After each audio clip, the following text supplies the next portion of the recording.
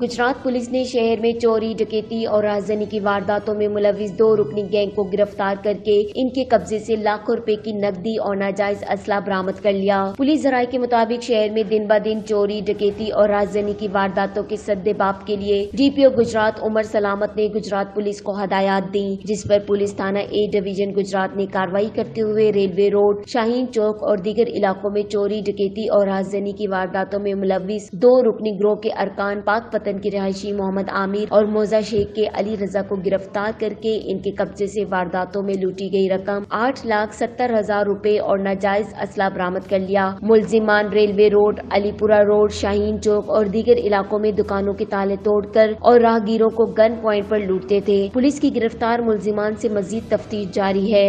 Rana Rizwan, Chenab news, Gujarat.